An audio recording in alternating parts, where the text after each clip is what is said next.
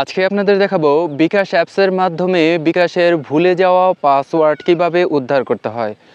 বিকাশ অ্যাপসের মাধ্যমে আমরা ভুলে যাওয়া পাসওয়ার্ড যদি রিসেট করি তাহলে একটা সুবিধা হচ্ছে সর্বশেষ লেনদেনের তথ্য দিতে হয় না। অনেকেই আমাকে কমেন্ট করে জানিয়েছে যে সর্বশেষ লেনদেনের তথ্যটি ভুলে গিয়েছি। তো যাই হোক, আজকে আপনাদের দেখাবো যে বিকাশ অ্যাপসের মাধ্যমে ভুলে যাওয়া পাসওয়ার্ডটি কিভাবে উদ্ধার করতে হয়। তো এই জন্য প্রথমে এই যে বিকাশ অ্যাপসটা আছে এটার মধ্যে টাচ করব। টাচ করার পরে নিচে লেখা আছে পিন ভুলে গিয়েছেন, পিন রিসেট করুন।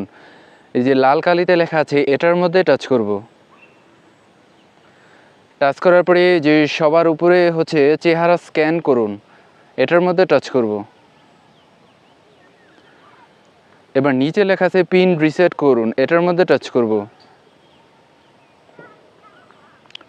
এই যে এখন একটা কোড নাম্বার চলে আসবে, যেই নাম্বার দিয়ে বিকাশ করলে সেটা যদি মোবাইলেই থাকে তাহলে এটা অটোমেটিক এই কোড নাম্বারটি নিয়ে নেবে। এই যে ডান দিকে অ্যালাউ লেখা আছে এটার মধ্যে টাচ করব। কোড নাম্বারটি কিন্তু অটোমেটিক নিয়ে নিয়েছে।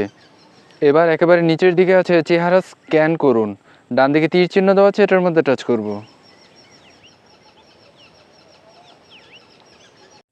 এখানে লেখা আছে মাথা উপরে তুলুন। কিছুক্ষণের মধ্যে ক্যামেরা অপশন চালু হবে, তখন আমরা মাথা উপরের দিকে তুলব। এরপর উপরের দিকে লেখাটা খেয়াল করবেন, লেখা হচ্ছে স্থির থেকে ক্যামেরার দিকে তাকান, অর্থাৎ সোজা হয়ে ক্যামেরার দিকে তাকাতে হবে। মাথা নিচু করুন, এই যে মাথা নিচু।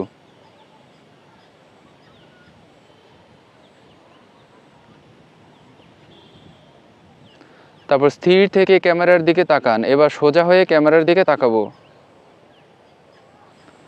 চেহারা ক্যামেরার সামনে আনুন, ক্যামেরাটা একটু সামনের দিকে নিতে হবে। স্থির থেকে ক্যামেরার দিকে তাকান, সোজা হয়ে ক্যামেরার দিকে তাকাতে হবে।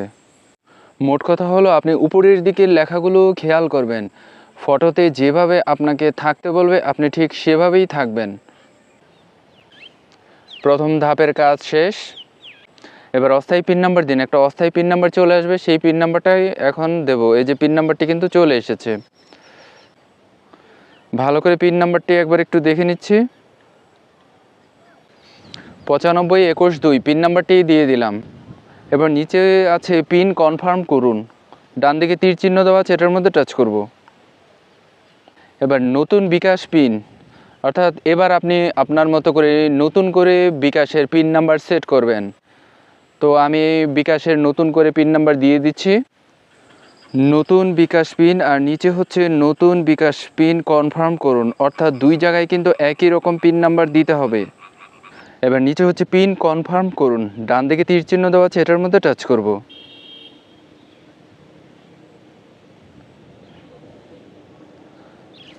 এবার নিচে বিকাশ পিন, অর্থাৎ এবার আমি আমার নতুন যে পিন নাম্বারটি তৈরি করলাম সেই পিন নাম্বারটি এখানে বসিয়ে দেব।